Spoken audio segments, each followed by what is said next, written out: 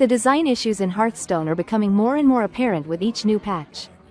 Today, we intend to discuss the current state of the competitive environment and, using the best decks for reaching legend as examples, examine the current design philosophy, its shortcomings and strengths, as well as the scale of changes after the balance patch. Personally, I have developed a strong impression that players' hopes for noticeable changes are misplaced. Time to rock and roll!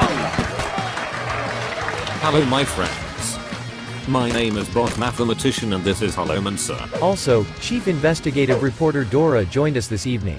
Gadgets and Gazette always gets the scoop.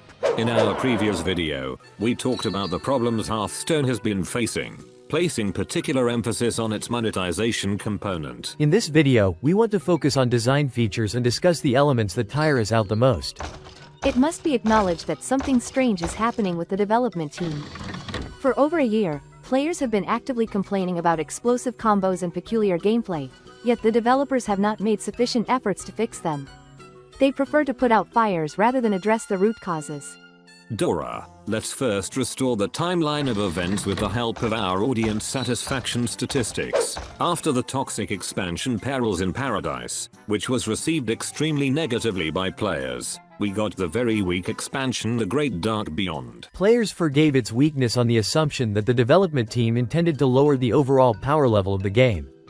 And over time, this did happen, but as it turned out, the problem was not just the power level of the effects. Then came the incredibly explosive mini-set Heroes of StarCraft, which turned everything upside down and was initially loved by players. But its prolonged dominance began to exhaust them, leading to several waves of nerfs. Next came the rotation. Most turnaround cards left standard, and there were big changes, and it seemed we would finally get new gameplay, but something went wrong. Instead of continuing to fight cards that create explosive combinations, we received targeted changes and buffs to new cards. And these buffs didn't work well. For example, several waves of improvements to Imbue Priest failed to make the archetype playable, but instead allowed aggressive strategies to integrate the upgraded hero power. What is most concerning is that the first set of the year, just like before, contained cards that create and sustain combo-based gameplay. The culmination was the release of the Lost City of Ngoro, whose core mechanics proved almost non-viable. Yet alongside that, several new cards once again became part of toxic combo interactions. In fact, the new expansion not only failed to improve the situation but arguably made things worse than they were before. It was clear that the new set had no chance of success without radical changes. It is a very interesting expansion, but it feels like it came from the past. There were no nerfs before release, so we expected them later, but instead of a large-scale rework, we once again got a patch with pinpoint adjustments. Then came the recent patch, which killed two popular archetypes, Dorian Warlock and Cycle Rogue, while buffing Quest Demon Hunter and Quest Mage. On top of that, we got a new Death Knight card. That's not nothing, but it's certainly not enough to bring about the full meta reset players were expecting. The situation has become so complicated and tangled that killing one set of toxic interactions simply leads to the return of older ones the developers have already fought in the past, making the changes feel more like reshuffling rather than fundamentally altering the game. This is directly reflected in the satisfaction levels, which dropped even further after the latest changes. At the core of the current design philosophy is the concept of explosive interactions through combinations, with their activation odds boosted by mana cheat tools, draw effects, and the discover mechanic. The developers have deliberately created conditions where players can piece together conditionally broken interactions from unexpected components, thereby abusing one or several effects. We discussed this in great detail in one of our previous videos when comparing the new and old versions of Umbra. The current design philosophy is radically different from what it once was. Now you can easily abuse the effect of a single card in a linear, risk-free way. In the past, pulling off something like that was much harder and far from guaranteed in every match. To make a combo back then, you often had to risk playing one of its components on the board, giving your opponent the chance to disrupt your plan. This was one of the hallmarks of high interactivity. Big value required taking risks. It was a more complex and more interesting challenge, though much less fast-paced than what we see today.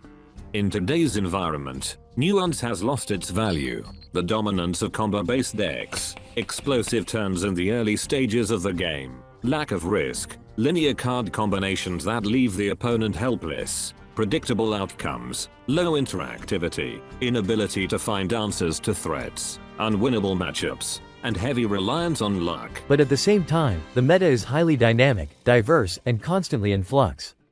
It never stands still, and each patch sets it in active motion. Conditions have been created where new, unexpected interactions emerge all the time, and discovering them is genuinely exciting. Unfortunately, we cannot say that modern design is outright terrible. It has both clearly defined strengths and weaknesses, just like the classic design philosophy. The main issue is simply that the gameplay feels so different, almost like it belongs to another game. Guys, I've developed a persistent feeling that the team has no intention of making radical changes to their approach, and we've been nothing more than hostages to the illusion that something will happen any moment now for a long time. Players have been loudly demanding changes for over a year, yet nothing has shifted. If anything, the situation has only become more acute with each new expansion. But it seems the current state of affairs suits the team just fine. It looks like we might have to accept the taste of toxicity in modern Hearthstone. You might be right. The team could have access to metrics that, despite loud criticism from players, convince them they are generally heading in the right direction. For example, player retention stats might be satisfactory, and that could matter more than the opinions of the core audience. At least, we see no other explanation. We increasingly hear the theory that the developers truly want to change the game's philosophy but cannot do so because it would require nerfing a huge number of cards, forcing them to hand out a massive amount of dust. Admittedly, it's almost impossible to fully understand the team's logic, but to us this theory still seems highly unlikely. First, toxic interactions could have been dismantled gradually over the course of the year. Second, we keep getting new cards that become part of toxic combo, though not as explosively as last year. Third, the amount of free resources over the past year has grown significantly, for the first time breaking the balance that encouraged purchases in the game. Now players can get almost everything for free and with little effort, which means the leadership clearly isn't afraid of giving resources away. And finally, the most important point, if dust refunds really are such a serious problem, they could have simply announced it and asked players for some sort of compromise. Or they could have used a massive balance patch as a way to introduce adjustments to the dust refund system. But no such actions were taken. Based on this, I am now personally convinced that the developers are generally satisfied with their current design approach, and no radical changes are planned in the near future, although targeted nerfs will certainly continue. We still don't consider the current meta to be the worst. Moreover, aside from extremely negative player reactions, we see no indirect signs of an irreversible catastrophe at this time. We recognize many of the advantages, but the current design approach simply doesn't meet our expectations as players. Standard is increasingly starting to feel like Wild, a format I had to abandon when the chaos crossed all imaginable boundaries. And now, the more time I spend in Standard, the stronger the aftertaste of toxicity becomes. It would be nice if we could preserve the current approach while also having an alternative with a different design philosophy. But with the removal and reduction of alternative play modes, and the deliberate focus on Standard, we've been left without any options. The problem is further compounded by the fact that merging different game ideologies into a single format while still satisfying most players is practically impossible. To clearly understand the nuances of the current situation, let's take a look at the best decks for reaching Legend rank. Death Knight has 3 competitive strategies for high rank play: Starship, Control, and Herenn, and the new weapon hasn't found its place in any of them. Each archetype shows unremarkable performance, but the Herenn strategy looks slightly better than the others. For the build, you'll need 5 legendary cards and 5 epics. The deck's average win rate is 54%, but it's based on only 400 games played between Diamond 5 and Legend. It's both too expensive and not efficient enough. These two factors form what we call the efficiency factor, the percentage that reflects how much priority a deck has for crafting among players with limited resources. High Cultist Herenn still found its way into active play, even outside of its namesake archetype, despite the fact that few believed it would ever be viable. This card fits perfectly into the current design philosophy, enabling the predictable summoning of specific minions from the deck and in turn, producing predictable results. On top of that, the deck features a mana cheating tool that, in certain situations, allows the interaction to happen much earlier than intended. It's this combination, abusing specific card effects alongside an early, explosive combo that generates such a strong sense of toxicity. At present, Herenn Death Knight isn't a major issue. Its popularity is still highly localized, though its efficiency continues to climb. Nevertheless, The deck is an excellent example of the underlying design ideology that can be seen in most modern decks. Demon Hunter remains the best class for reaching Legend. Aggro Demon Hunter shows the most impressive performance. The deck has silence and dormant tools to counter the most dangerous threats, as well as multiple options for explosive damage. Its low cost and extremely high efficiency make it the top choice for players with limited resources. Although aggro decks are less affected by the current design philosophy, some elements of predictability still remain. For example, Living Flame guarantees drawing hot coals, a very powerful board control tool. How often did aggro decks in the past get the chance to abuse such a strong AoE effect? In addition, the class has gained another very interesting hybrid. This is a new version of the Cliff archetype, which clearly demonstrates the ideology of modern design. The Cliff spell, already nerfed last year, combined with Illidari Inquisitor creates an explosive effect in an extremely simple and linear way. On top of that, the deck abuses the effect of Ravenous Fellhunter, which, upon death, will always resurrect Blob of Tar. The deck is built around several specific minions, opening huge opportunities for Colifero the artist. With multiple targets on the board, he will consistently transform them into something extremely powerful and useful. For me, the main problem is that in most cases, players have no effective way to respond to these threats, which directly harms interactivity. Against decks this strong, the quest strategy, even after several waves of buffs, looks completely unplayable. Furthermore, Armor Demon Hunter remains competitive, although it shows less impressive results.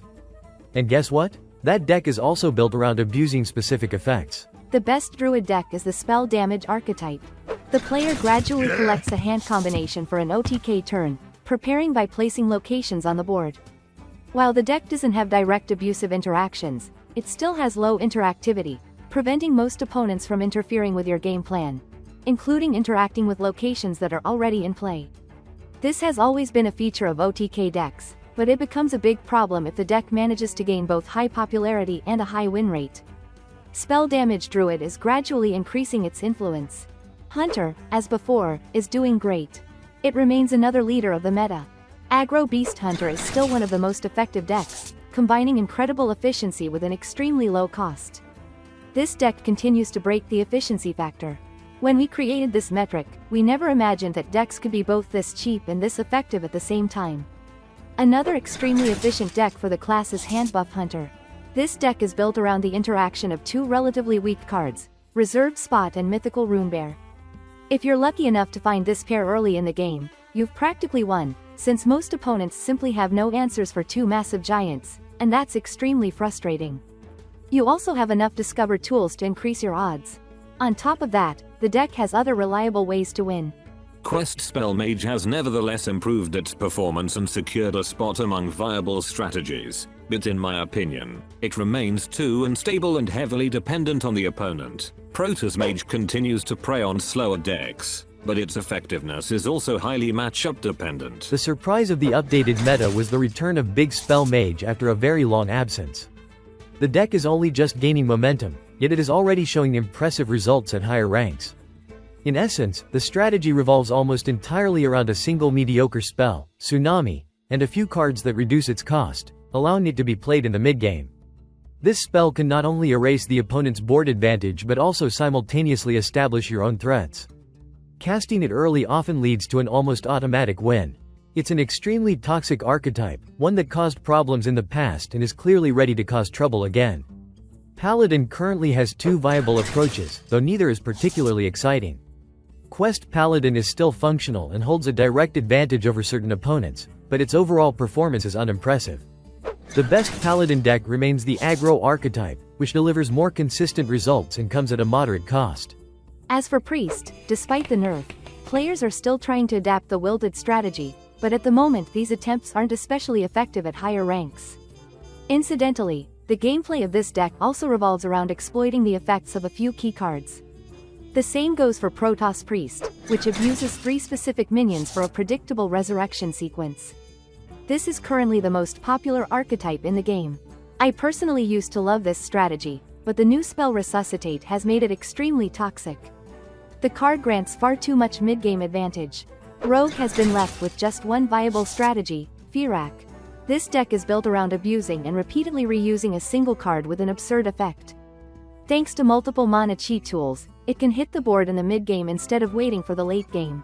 Shaman and Warlock have both proven unfit for reaching Legend rank. While you might occasionally encounter Starship Warlock at Legend, Shaman is completely absent at higher ranks. And last but not least, Warrior. Surprisingly, the Warrior quest turned out to be the best one, though it's still not a mandatory component. The deck can perform well without it. The strongest Warrior strategy remains Mech Warrior, whose gameplay, like many others, revolves around exploiting the effect of a single specific card. Yet another extremely toxic deck. As expected, the changes had no meaningful impact. 9 out of 11 classes have competitive strategies for high ranks, with some offering multiple options, creating significant variety. Only 2 classes have low viability. Overall, these are signs of a healthy meta, but that doesn't necessarily mean it's good or interesting. The nerfed toxic decks have simply been replaced by new ones. Overall, the competitive field now consists almost entirely of either aggressive decks or those with combo elements. Most decks can secure a massive advantage in a very linear way, and the problem isn't power creep. Sometimes all it takes is drawing just 2 cards to generate absurd value. Hand Buff Hunter, Beast Hunter, Big Spell Mage, Mech Warrior, Protoss Priest, and Firak Rogue can create explosive game states as early as turn 5. Some decks achieve this through extremely simple means. Others do it less linearly, requiring more setup. That doesn't mean combo interactions are the only path to victory, but their influence often plays a decisive role in the match outcome. Many slower decks eventually reach a point where they can generate so much value that, once they get there, they become impossible to deal with. While every deck still has its weaknesses, these so-called critical points minimize the impact of the overall match and the player's skill. For me personally, this all creates a rock-paper-scissors feeling, where the result depends less on my decisions and more on my opponent's bad luck or whether I have keycards in my opening hand. Skill still matters, but I increasingly feel that I lose not because of mistakes, but simply because I got unlucky with my opponent or my starting draw. Still, I think the problem is more complex than it might seem. The current design philosophy has a lot of strengths overall, and if the major shift that players are asking for does happen, the result might end up being deeply disappointing. Players love to reminisce about metas from past eras, but all of them had both upsides and downsides, and over time, we tend to retain only a vague and idealized memory of them. I feel that players want an old-school approach paired with new features, but that combination might be impossible to achieve. At the same time, I completely fail to understand the management's inaction. They already have the twist format concept in their hands. They could invite players to travel back in time and relive the experiences of past years, with all their strengths and flaws. They could also create a standard-like format with a flexible ban system, allowing the spotlight to shift toward new strategies and giving us a taste of what standard might look like without explosive combo turns. Yet, with such a flexible and unique tool at their disposal, they choose to do nothing. Players are willing to forgive mistakes or failed experiments, but inaction is the worst possible strategy under the current circumstances, and I simply cannot comprehend it. Dear viewers, what do you think? Will we see a significant overhaul of the design philosophy in the near future? Or will it be just another round of minor adjustments to patch up the most glaring problems? And do you recognize the benefits of the current design approach? Let us know your thoughts below and join the polls in your community tab. Remember to like, subscribe, and hit the bell icon to support our content and stay updated. Traditionally, we want to express our boundless gratitude to our sponsors. Dear friends, your help is invaluable. We will be grateful for any support. Okay, that's all for today. Thank you for spending this time with us. We really hope that we will have the opportunity to get in touch in the next video. Take care of yourself. And never give up.